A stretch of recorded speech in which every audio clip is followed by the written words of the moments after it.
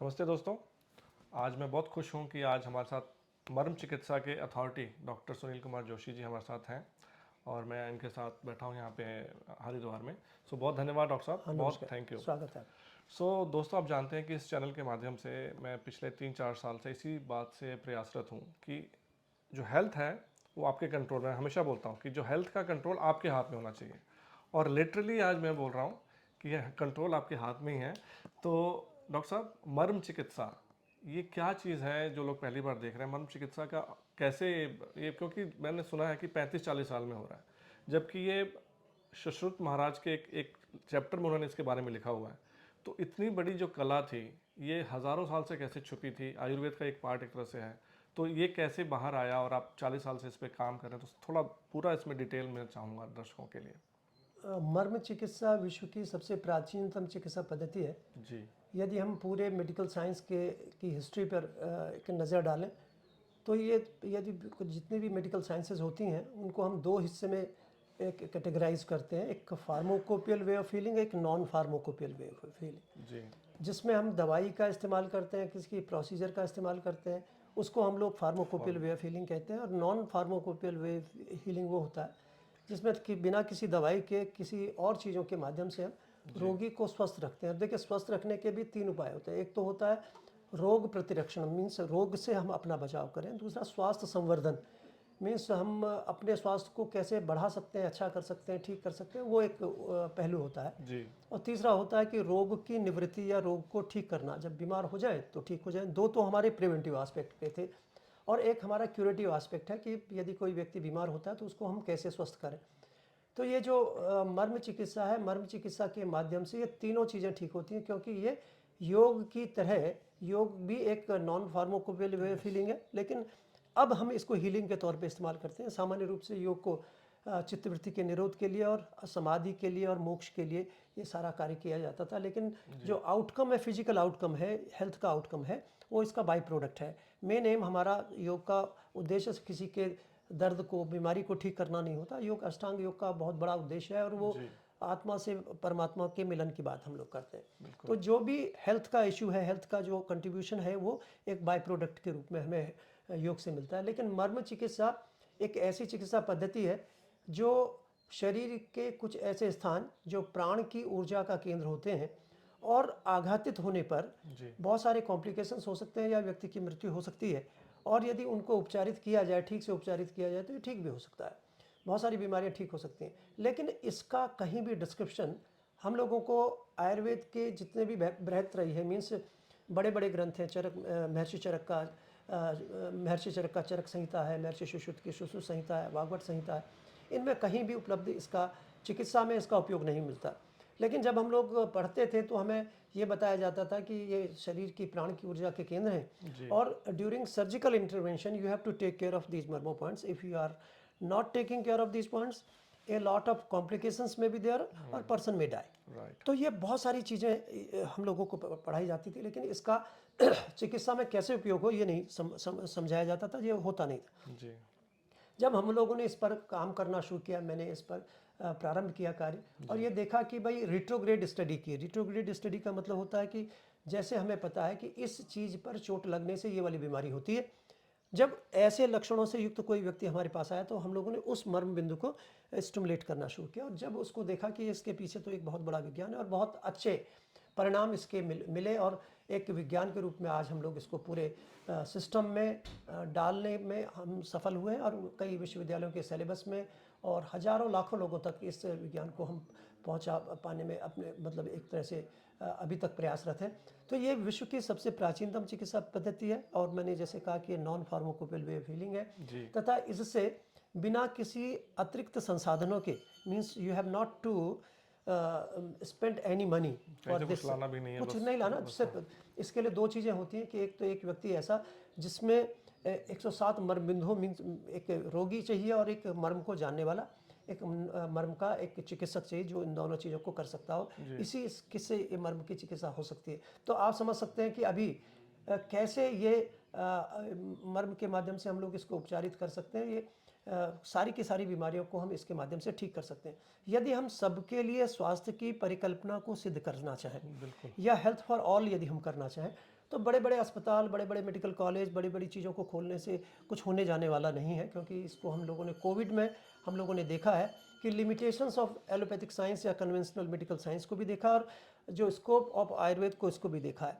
लेकिन मर्म चिकित्सा एक ऐसी चिकित्सा पद्धति है जिसके माध्यम से हम इन सारी चीज़ों को अपने सहज सरल स्वभाव से इसको ठीक कर सकते हैं, और इसको हम लोग कहते हैं कि it is the universally sustainable medical system. मतलब ये सार्वभौमिक और सार्वकालिक चिकित्सा पद्धति है, और सार्वभौमिक का मतलब होता है कि ये सब जगह। जी। अमेरिका में भी यदि कोई व्यक्ति है तो उसके भी मर्म 107 होंगे, यदि चाइना में है उसके भी 7 होंगे, स्त्री है तो उसके भी 107 होंगे। तो सब में एक रूपता है, और एक रूपता के साथ साथ उसकी विधि भी एक तरह से हम लोगों ने जो बनाई है वो एक कॉमन प्रोटोकॉल बनाया है, जिससे कि सभी लोग यदि उसी प्रोटोकॉल को फॉलो करेंगे तो results will be the same. जी। तो उनको सभी को देखिए, जब भी हम किसी भी सिद्धांत को या किसी नई चीज़ को हम लोग यदि अप्रूव करते हैं तो वो 3 तरह से वैलिडेट होनी चाहिए। एक तो होती है शास्त्र सम्मत, means it should be approved by our old जो टेक्स्ट है उनमें कहीं ना कहीं रेफरेंस उसका होना चाहिए। And second one is it should be validated by the scientific attitude और द साइंस। साइंस के विज्ञान सम्मत भी होना चाहिए। ऐसा नहीं कि बिना विज्ञान के कुछ भी करे, कुछ भी कोई कुछ कहे, कुछ भी करे तो उसको मान्यता मिले, ऐसा नहीं। और तीसरा उसकी एप्लीकेबिलिटी होनी चाहिए, उसका रिजल्ट ओरिएंटेड होना चाहिए। तो ये मर्म चिकित्सा जो है तीनों सिद्धांतों पर हमारे पूरा खरा उतरती है, और उसके माध्यम से हम किसी भी रोगी की चिकित्सा कर सकते हैं। आज बड़ी तेज़ी से कम्युनिकेबल और नॉन कम्युनिकेबल डिजीजेस से का जो बैलेंस था, ये नॉन कम्युनिकेबल डिजीजेस की तरफ बढ़ रहा है।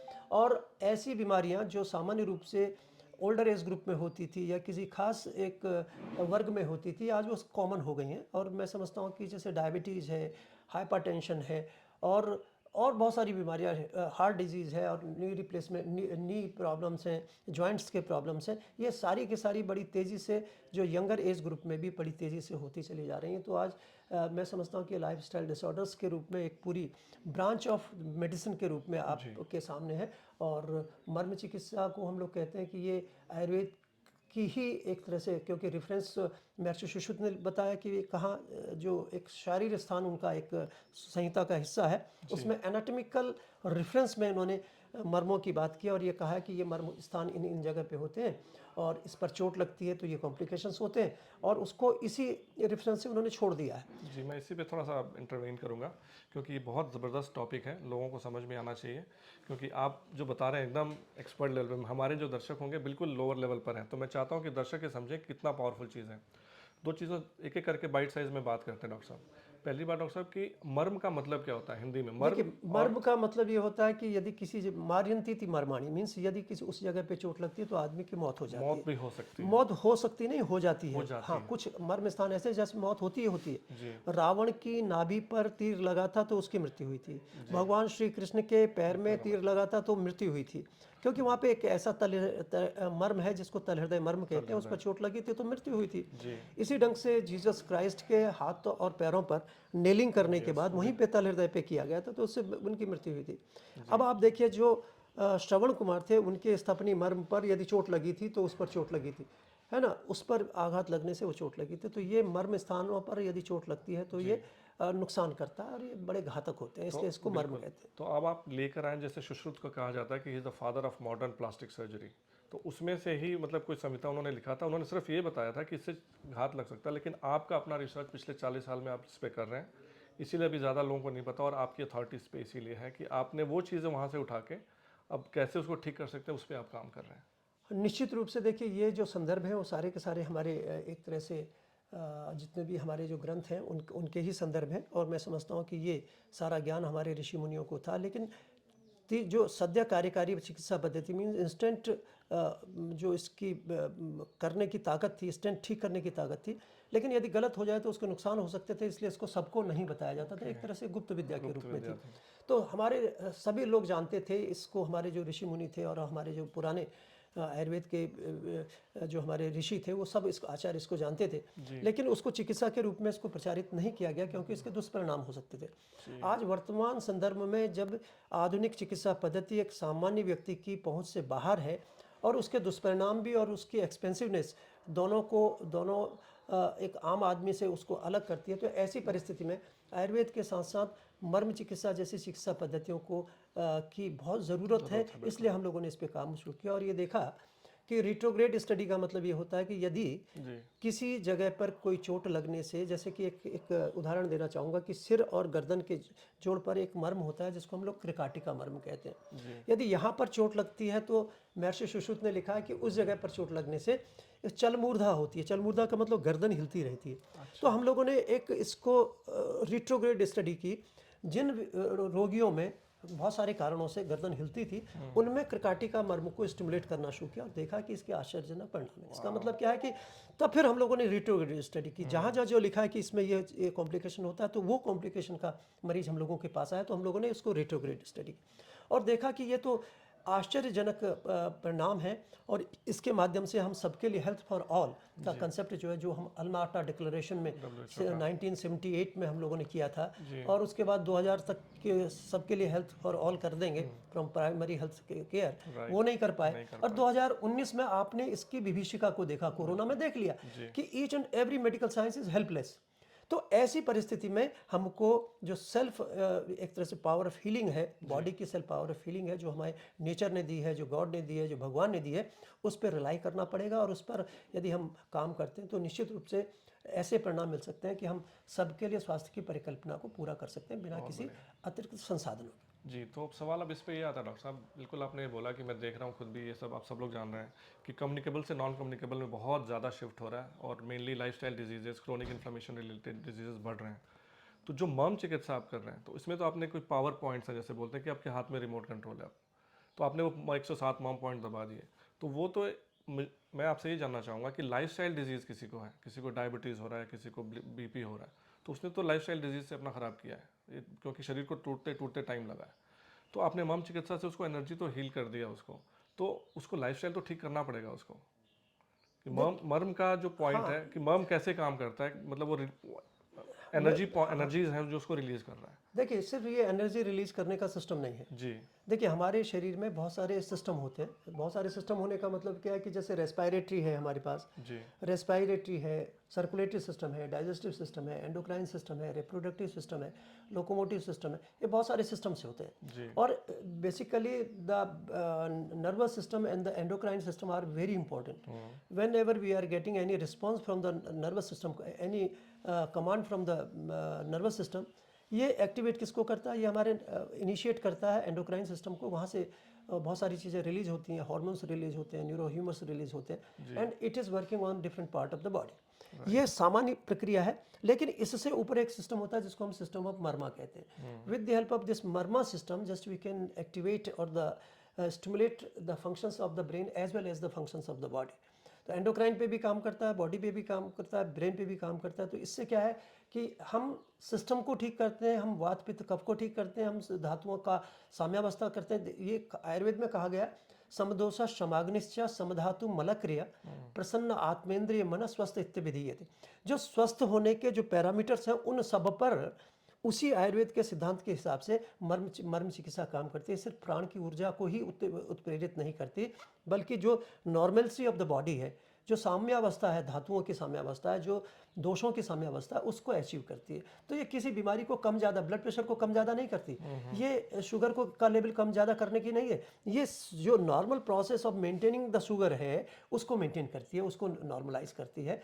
ब्लड प्रेशर सामान्य कैसा रहता है, जो इस नॉर्मलसी की कंडीशन है, उनको अचीव करती है। And it is the multifold calculated stimulus from peripheral nervous system to the central nervous system. तो आप ये देखिए, जब whenever we are giving stimulus to some specific murmur point, we are touching, initially we are touching the hair follicle, skin, fascia, उसके बाद धीमे धीमे stimulus जा रहा है ना। तो ये मल्टीफोल्ड है। देखिए, हर जैसे हम लोग माँ के हाथ का स्पर्श गाल पे महसूस करते हैं, तो एक entirely different feeling is there, and उससे डिफरेंट न्यूरोह्यूमर्स बॉडी में रिलीज होते हैं। उसी समय मास्टर जी के थप्पड़ से यदि जो वही रिएक्शन वही है, स्किन पे ही है, लेकिन दूसरा एक सिस्टम, एक सर्कुलेशन दूसरा होता है, दूसरे न्यूरोह्यूमर्स होते हैं। तो with the help of this marma stimulation just we are initiating all the functions together. तो हम स्किन से जा रहा है रिस्पॉन्स, फिर उसके बाद नर्व से जा रहा है, फिर उसके बाद वहाँ फेशिया से जा रहा है, वहाँ बोन से जा रहा है, ब्लड वेसल से जा रहा है जी। क्योंकि each and every organ or the part of the body is innervated by the some specific nerve, सब नर्व से है और हर नर्व की कोई ना कोई ब्लड सप्लाई होती है।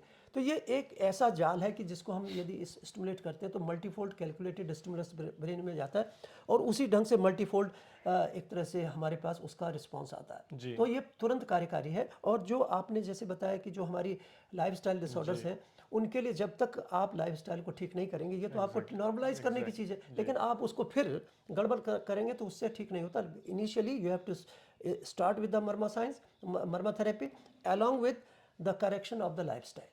तो खाने पीने का देखिए आयुर्वेद में कहा है कि ऋतुचर्या है, दिनचर्या है, आहार विहार है, ब्रह्मचर्य है, निद्रा है, व्यायाम है, ये सारे के सारे हमारे जीवन के लिए आवश्यक है। और जब हम इन पर ध्यान देते हैं तो व्यक्ति निश्चित रूप से स्वस्थ रहता है। और कोई कठिन काम नहीं कि मर्म चिकित्सा के माध्यम से हम कम्युनिकेबल डिजीजेस को, लाइफस्टाइल डिसऑर्डर्स को करेक्ट भी कर सकते हैं, ठीक कर सकते हैं, रिवर्स कर सकते हैं। और ये बहुत बड़ा महत्वपूर्ण कार्य मर्म चिकित्सा के द्वारा किया जा सकता है। जी, ये बड़ी इंपॉर्टेंट चीज़ आपने बताई। देखिए दोस्तों, जैसे मर्म चिकित्सा से आपको कोई बीमारी है, जैसे 3 चीज़ों ने बताई थी स्वस्थ रहने के लिए, तो हीलिंग पावर है जो, I am not against any modern medicine, लेकिन जो मॉडर्न मेडिसिन में हीलिंग पावर नहीं, उसको बस डिजीज़ को मैनेज किया जा रहा है।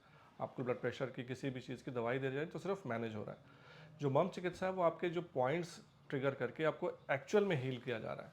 लेकिन फिर डॉक्टर साहब ने क्या बोला कि आपको जो सारी चीज़ें बताई आयुर्वेद का भी नियम है, और जो मैं सिंपल लैंग्वेज में आप लोगों को बताता हूँ कि योग ध्यान करना होगा, आपको स्लीप पे ध्यान देना होगा, एक्सरसाइज करना होगा, उपवास बहुत बड़ा फैक्टर है, और फिर खाना आता है। और उसमें जैसे मैंने बताया कि डॉक्टर साहब ने बोला कि रिकवर आपको बॉडी में करना है। तो जैसे मैं माइक्रोब्स की बात करता हूँ, हम जिसको हम मारने के पीछे पड़े हुए हैं, तो माइक्रोब्स का जब आप बैलेंस ठीक रखेंगे तब आपकी लाइफ बिल्कुल ठीक चलती रहेगी पूरी लाइफ, और इसीलिए मिरेकुलस रिजल्ट्स आए। अब डॉक्टर साहब से आएंगे क्योंकि डॉक्टर साहब ने एक बड़ी इंपॉर्टेंट बात बोली, क्योंकि मेरे अभी भी दिमाग में यही था कि सिर्फ नॉन कम्युनिकेबल डिजीजेज ठीक हो रहे हैं। आपने भी बोला कम्युनिकेबल डिजीजेज भी मर्म चिकित्सा से ठीक हो सकता है। तो ये बड़ा अमेजिंग फैक्ट मुझे अभी ये लग रहा है। देखिए कम्युनिकेबल डिजीजेज जो इन्फेक्टिव लीजन की है या कोई जो सर्जिकल लीजन है, यदि किसी के किडनी में 20 mm 40 mm की स्टोन है तो आप चाहेंगे मर्म चिकित्सा से निकलना तो नहीं निकलेगा। किसी को एब्डोमिनल परफोरेशन है या ड्यूडनल परफोरेशन हो गई, एपेंडिकुलर परफोरेशन हो गई, तो उसको नहीं, वो ठीक होगा। हर्निया यदि किसी को हो गया तो वो ठीक नहीं होगा। तो just you have to understand the limitation of the marma therapy. When there is some invasive lesion is there और the surgical lesion is there, you have to go for the surgical intervention. लेकिन जहाँ भी ये सारी चीज़ें नहीं होती वहाँ सभी रोगों में ये मर्म चिकित्सा के माध्यम से फ़ायदा होता है। ये देखिए यदि किसी को टीबी है, ट्यूबरकुलोसिस का इन्फेक्शन है, और आप चाहेंगे कि सिर्फ मर्म के माध्यम से ठीक करना चाहें तो नहीं होगा। विद द हेल्प ऑफ मर्म just you can initiate the normalcy of the human body and as well as the all systems of the body. उसके लंग के फंक्शन को इम्प्रूवाइज कर सकते हैं, सब कर सकते हैं। लेकिन इन्फेक्शन को दूर करने के लिए just you have to go for the some medication, तो वो जरूरी है। तो कम्युनिकेबल डिजीजेस में you can improve the quality of life, you can improve the normal functions, उसकी स्लीप को बेटर कर सकते हैं, उसकी जो एपेटाइट है उसको ठीक कर सकते हैं, उसको बॉडी वेट को मेंटेन कर सकते हैं, उसके एनर्जी लेवल को ठीक कर सकते हैं। But you can not directly treat the bacteria. ठीक है, समझ रहे हैं? तो ये combination of all these things should be together. तो इसमें एक लेकिन in many cases of the जो नॉन कम्युनिकेबल डिजीज हैं उसमें तो किसी चीज़ की ज़रूरत होती ही नहीं। इसी ढंग से पेन मैनेजमेंट की बात होती है, चाहे वो नी रिप्लेसमेंट सर्जरी जहाँ ज़रूरत होती है, उन सभी में भी ये आश्चर्यजनक रूप से परिणाम देती है। और एक और विषय मैं आपको बताना चाहूँगा कि जो सेरेब्रल पाल्सी और ऑटिज्म और ये जितने भी ब्रेन से रिलेटेड डिजीज़ हैं, करोड़ों लोग, करोड़ों बच्चे इससे ग्रस्त होते हैं और इनका कोई उपाय सामान्य रूप से नहीं होता। इनकी चिकित्सा सिर्फ और सिर्फ मर्म चिकित्सा के माध्यम से हो सकती है और इसके आश्चर्यजनक कर देने वाले परिणाम होते हैं। और मैं समझता हूँ कि ये एक बहुत बड़ा कंट्रीब्यूशन है मर्म चिकित्सा का कि हम अपने देश की लगभग 5 से 6 करोड़ जनता का भविष्य हम मर्म चिकित्सा के माध्यम से सुधार सकते हैं। एक और बहुत बड़ा सेक्टर है जो नी रिप्लेसमेंट सर्जरी के लिए इनिशिएट किया जाता है। हमारे देश में लगभग 3 से 5 जो करोड़ लोग हैं, ये 5 से ज़्यादा करोड़ लोग, जितने भी आप ये देखिए जो 50 वर्ष से ऊपर के लोग हैं उनमें नी रिप्लेसमेंट की ज़रूरत होती है। 3 से 5 lakh knee replacement surgery per annum हमारे देश में होती है और एक नी रिप्लेसमेंट सर्जरी में लगभग 5 लाख का खर्चा होता है, तो 25 खरब रुपए का खर्चा है। आप मर्म चिकित्सा के माध्यम से आप तुरंत दर्द को तो आप 1-2 सिटिंग में ठीक कर सकते हैं, और यदि निरंतरता से आप इसको करते हैं तो ये रिवर्स नहीं होता कि आपने एक बार किया, दर्द ठीक हो गया, फिर दोबारा से दर्द हो गया, ऐसा नहीं। If you are continuing with this process of stimulating the marma of the lower extremity, जी definitely you are getting the permanent response in terms of the spasticity, in terms of the pain, in terms of the mobility. ये तो होगा ही होगा. If you are continuing the whole process, even after 3 to 6 months, you are getting the radiological positive findings in the x-rays. जी तो इतना महत्वपूर्ण कार्य ये आप मर्म चिकित्सा के माध्यम से कर सकते हैं, तो ये बहुत बड़ी चीज़ है। इसी रंग से बहुत सारे और न्यूरोलॉजिकल लीजन्स है, ऑर्थोपेडिक लीजन्स है, जिनमें मर्म चिकित्सा के माध्यम से कार्य हो सकता है। ज़बरदस्त। तो मैं इस पे आऊँगा क्योंकि कल मैं आपकी वीडियो देख रहा था, सेरिब्रल पैल्सी वगैरह पे जो काम हो रहा है, तो वो बेचारे माँ बाप निराश हो जाते हैं और दौड़ते रहते हैं डॉक्टर्स के पास। तो आपके पास इसका इलाज है, तो कौन कौन सी चीज़ें, जैसे जो लोग समझ नहीं पा रहे सेरिब्रल पैल्सी किस बीमारियों को बोलते हैं, तो उसके देखिए, जब भी कोई 100 बच्चे पैदा होते हैं तो ये कहा जाता है कि 3 से 5 बच्चे जन्म के समय जिनके ब्रेन में किसी भी कारण से ऑक्सीजन या खून की सप्लाई नहीं हो पाती, तो उनका कहीं ब्रेन डैमेज हो जाता है। जी ऐसे जो बच्चे होते हैं वो मानसिक रूप से और शारीरिक रूप से विकलांग होते हैं। सिजरिंग होती है, एक हिस्सा मोनोप्लेजिया हो सकता है, डायप्लेजिया हो सकता है, ट्राइप्लेजिया हो सकता है, क्वाड्रिप्लेजिया हो सकता है। मीन्स एक हाथ काम ना करे, लकवा हो जाए, अब पूरे आधे हिस्से का हो जाए, तीनों का हो जाए, चारों एक्सट्रीमिटीज़ काम ना करें। सिजरिंग ऑफ लेग होती है, टिप्टो वॉक होती है, मुंह से लार गिरती रहती है, गर्दन बच्चा नहीं उठा सकता और समझ नहीं सकता, कुछ अपनी बातों को नहीं कर सकता। ऐसी स्थिति को हम सेरेब्रल पाल्सी कहते हैं। और इस स्थिति में ये समझिए कि इसका कोई इलाज नहीं है, और लगभग पूरी पॉपुलेशन का 3 से 5% हिस्सा इस बीमारी से ग्रस्त है, और उस बच्चे को निरंतर अपने माता पिता पर निर्भर होना होता है। लेकिन यदि कुछ वर्षों तक, कुछ महीनों तक यदि मर्म चिकित्सा करें तो बच्चा इस योग्य हो सकता है कि वो अपने सामान्य कार्यों को कर सके, और परिवार पर, माता पिता पर, समाज पर वो बोझ न बन सके। तो ये एक बहुत बड़ा कंट्रीब्यूशन मर्म चिकित्सा का हो सकता है, जिसको प्रैक्टिसाइज करने की और बताने की ज़रूरत है। जी बहुत बहुत बढ़िया। तो डॉक्टर साहब, अब दुनिया में तो इस टाइम बहुत लोग बीमारियों से, हर हर घर में बीमारी पहुंची हुई है। तो आपने वैसे तो कवर कर दिया, लेकिन जो आपने अमेजिंग जो रिजल्ट्स देखे, वैसे तो सबने सब चीज़ों में देखे होंगे, लेकिन कौन कौन सी ऐसी बीमारियां हैं जो लोग घर बैठे, अगर आप चाहें ट्रेनिंग उनको दे दें, क्योंकि हम उस पर भी आएंगे कि ट्रेनिंग कैसे ले सकते हैं, तो आप इसको, क्योंकि इसको फैलाएं, और ये इतना ज़बरदस्त आपके हाथ में पावर है। ये कॉमन जनता को, मेरे को एक पिछले साल तक नहीं पता था, लोग इससे दूर हैं और बेचारे भाग रहे हैं। जो आप बोल रहे हैं नी रिप्लेसमेंट, 5 लाख लोग साल में करा रहे हैं सिर्फ भारत में, और पूरे बाहर, मैं विदेशों में भी देखता हूँ, लोग बिल्कुल परेशान हैं इस टाइम पे, और ये हमारे पास पावर है। तो कौन कौन सी बीमारियां डॉक्टर साहब आपने देखा है कि ज़बरदस्त ठीक होता है, देखिए, और कितना टाइम में लगता है उसको? सामान्य रूप से मैं आपको बताना चाहूँगा कि जितने भी सेरेब्रल पाल्सी से लेके जितनी भी बीमारियां हैं, सभी जो नॉन कम्युनिकेबल डिजीज हैं उनमें इसमें फ़ायदा होता है। और मैंने आपको एक लिमिटेशन बता दी है कि एक रेखा मैंने खींची है जी जो सर्जिकल लीजन्स हैं, और एक नॉन सर्जिकल लीजन्स की रेखा लिखी है। जो सर्जिकल लीजन्स हैं, जिसमें बहुत ज़्यादा ऐसी चीज़ है कि सर्जरी ज़रूरी है, और रिपेयर ज़रूरी है, या एक्सीजन ज़रूरी है, या उसका इन्यूकुलेशन ज़रूरी है, it should be perform by some specific जो एक्सपर्ट ऑफ सर्जरी उसके द्वारा किया जाना चाहिए। But remaining all the lesions should be treated by the marma therapy.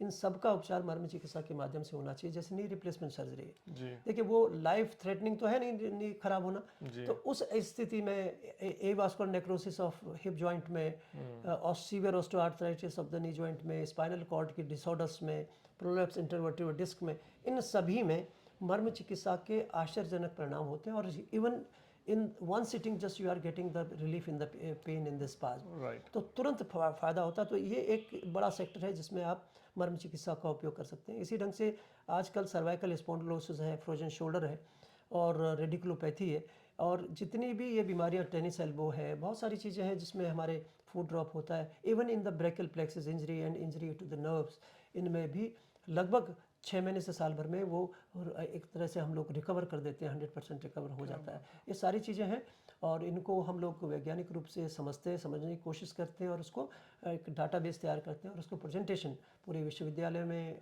All India institute of medical sciences, all India institute of Ayurveda, ये जितने भी हमारे विश्वविद्यालय हैं, आयुर्वेद के विश्वविद्यालय हैं, मेडिकल यूनिवर्सिटीज़ हैं, उनके साथ मिलकर हम लोग अवेयरनेस का कार्य कर रहे हैं कि जिससे ज़्यादा से ज़्यादा डॉक्टर्स भी और आम व्यक्ति इसको समझ सकते हैं, और कम से कम जहां हमारे पास संभावना नहीं है, उन संभावनाओं को मर्म चिकित्सा के माध्यम से तलाशें और उससे रोगों का निवारण कर सके।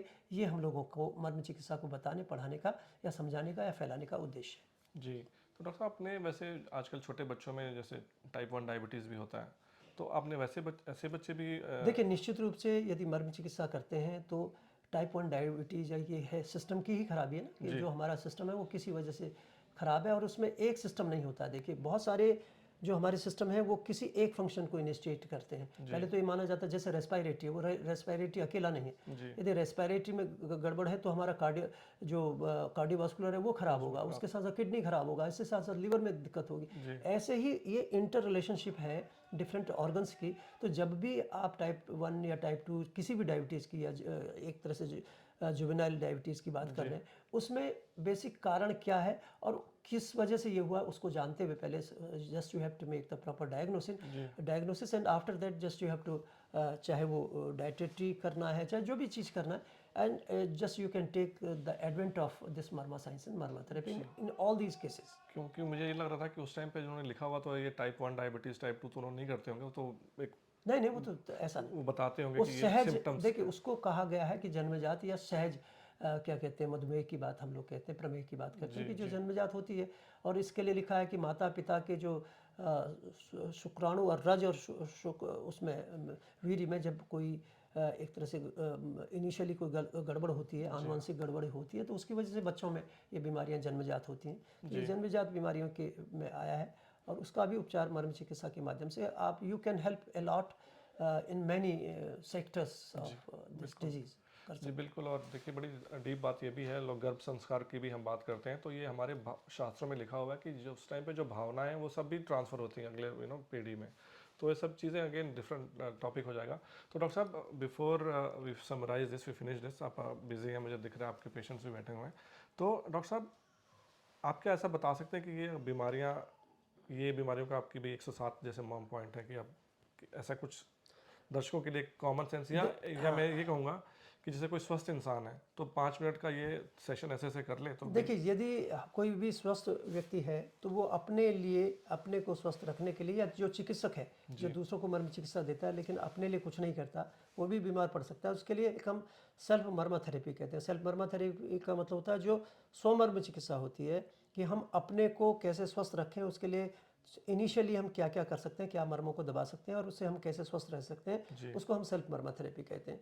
इसको आप इस ढंग से समझ सकते हैं कि भाई जब भी हम कोई पूजा पाठ करते हैं तो आपने देखा होगा कि अंगन्यास और करन्यास की परंपरा होती है। हम शिखा बंधन करते हैं, शिखा बंधन का मतलब यहाँ से चोटी से बांधते हैं और उसके बाद हम लोग नीचे के कुछ मर्मों का स्पर्श करते हैं। तो इसमें क्या करना है कि हमें पांचों उंगलियों को रख के ये यहाँ पे जहाँ पे चोटी होती है उसको 4-5 बार दबा लेते हैं। जी तो इसको अधिपति मर्म कहते हैं। आधिपत्य तो हाँ अधिपति से क्या है, ये एक तरह से पूरे के पूरे हमारे शरीर का एक तरह से जैसे चार्जिंग पॉइंट है, इसको हम कहते हैं। अधिपति का मतलब होता है मास्टर पॉइंट। अच्छा राजाओं का राजा अधिपति कहलाता है, लंकाधिपति, कुलाधिपति, ये नाम होते हैं। अधिपति का मतलब होता है कि राजाओं का राजा होगा वो राजाधिपति होता है। जी तो इसी रंग से फिर ये दाएं कंधे में, फिर बाएं कंधे में, फिर हाथ के आणी उर्वी, यहाँ हाथों के दोनों पॉइंट्स, फिर ये कूर पर, इंद्रवस्ती, फिर क्षिप्र और लास्ट में बाएं हाथ के तल हृदय को दबा के सेल्फ मर्मा थेरेपी हम लोग करते हैं। इसको आप देख सकते हैं हमारी वेबसाइट पे www.mrityunjaymission.org पे।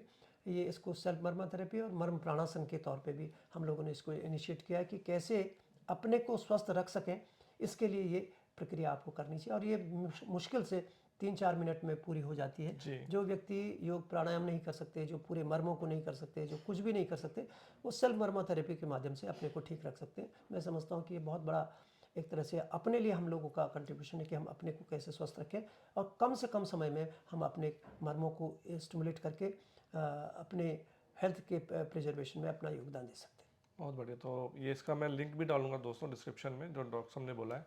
तो जाने से पहले डॉक्टर साहब बहुत लोग आपसे मिलना चाहेंगे, आपसे आना चाहेंगे, तो आपसे सीखने का और आपसे अगर कोई आके दिखाना चाहता है तो उसके लिए वो क्या कर सकता था? अभी हम लोग मृत्युंजय मिशन के माध्यम से इसके कार्यक्रम आयोजित करते रहते हैं। अभी जो वर्तमान में है वो 7 से 11 अप्रैल तक का एक कार्यक्रम हम लोग 5 दिन का कर रहे हैं, जिसमें लगभग 40 घंटे का हम लोग ट्रेनिंग प्रोग्राम देते हैं। उसमें 20 घंटा हम लोग थ्योरेटिकल एस्पेक्ट जिसमें टीचिंग ट्रेनिंग होती है और लगभग 20 घंटा सिंपल ट्रेनिंग होती है जिसमें व्यक्ति अपने ऊपर और अपने साथी के ऊपर इसको प्रैक्टिसाइज करते हैं और डिफरेंट पेशेंट्स को भी हम लोग उसमें दिखाते हैं। देखिए हम लोगों का प्रोग्राम होता है कि टीचिंग ट्रेनिंग और उसके साथ साथ कॉन्फिडेंस बिल्डिंग प्रोग्राम। देखिए इसको पढ़ाने से कुछ नहीं होता, क्योंकि जब भी कोई व्यक्ति हम लोगों के पास आता है तो वो पूरे मेडिकल रिपोर्ट्स के साथ, वो पूरे कंसल्टेंसी के साथ, बहुत सारी राय के साथ, बहुत सारे डॉक्टर्स के प्रिस्क्रिप्शन के साथ हम लोगों के पास आता है। और जब हम उसको कहते हैं कि भाई इन बिंदुओं को दबाने से उसका पूरा उपचार हो जाएगा, तो सहसा उसको पहले यकीन नहीं होता था, लेकिन अब तो लोग प्रायोरिटी पे हम लोगों के पास आते हैं। तो उसको इनिशिएट कराने के लिए ये ट्रेनिंग प्रोग्राम हम लोग कॉन्फिडेंस बिल्डिंग का जो प्रोग्राम है, मरीजों पे, उनके अपने लोगों पे, रोगी पर, या व्यक्ति जो इसको सीख रहा है यदि उसको कोई तकलीफ है तो उस पर मर्म बिंदुओं का हम लोग उपचार देते हैं। तो उससे उसको भरोसा होता है कि हाँ, एक ये पावर ऑफ सेल्फ हीलिंग ये ह्यूमन बॉडी में है, जो कि नेचर ने, भगवान ने हमको दी है। तो हमें भगवान का भी धन्यवाद करना चाहिए, नेचर का धन्यवाद करना चाहिए कि उसने बाय डिफ़ॉल्ट हम लोगों के पास एक ऐसा पावर ऑफ हीलिंग दी है जिससे कि हम अपने को स्वस्थ रख सकें। जी बिल्कुल। सो अभी भी एक सवाल फिर से रह गया डॉक्टर साहब, क्योंकि लोग आपसे कांटेक्ट करना चाहेंगे तो कोई नंबर शेयर करना चाहेंगे या कोई वेबसाइट पे जाएं? वेबसाइट हमारी www.mrityunjaymission.org है, उस पर आप देख सकते हैं, या मुझे सर्च कर सकते हैं, मेरे लेक्चर्स, मेरे इंटरव्यूज़ आप देख सकते हैं। और उसके माध्यम से भी हम लोग मर्म चिकित्सा के विषय में जो भी हम लोग जानते हैं उसको हम लोग बताने का प्रयास करते हैं। और ये कोशिश होती है कि जो हम लोग जानते हैं उसको शेयर कर सकें। ये पढ़ाने लिखाने का काम नहीं है कि हम आपको कुछ सिखाएं, ये शेयर करने वाली बात है। यदि कोई चीज़ हमें अच्छी लगती है या उसके कुछ अच्छे परिणाम हैं तो निश्चित रूप से अपने लोगों तक, अपने जितना भी पूरी मानवता में वो फैल सके, ये हम लोगों का उद्देश्य होता है। जी बिल्कुल। सो दोस्तों मैं लिंक अगेन डालूंगा डिस्क्रिप्शन में। दोस्तों मेरा मानना ये है कि ऐसी नॉलेज है जो पूरी दुनिया से लाभान्वित हो सकती है। और जैसे बोलते हैं ना, ब्लैक शिप हमेशा होते हैं हर जगह पे। तो मेरा ये होता है कि ज़्यादातर लोगों तक पहुंचाओ, जितना जिसको अच्छा करना होगा वो अच्छा करेगा, इसका फ़ायदा आप उठाएं। तो इसके लिए आप ज़रूर इस बात को लोगों से डिस्कस करें कि मर्म चिकित्सा है क्या चीज़, क्योंकि बहुत कम लोगों को इसके बारे में नॉलेज है। सो उम्मीद है कि आपको ये सब मेरा प्रयास अच्छा लग रहा होगा। डॉक्टर साहब बहुत धन्यवाद आपका, इतनी अच्छी जानकारी दी। Thank you so much. हाँ, नमस्कार, सभी को मेरा नमस्कार।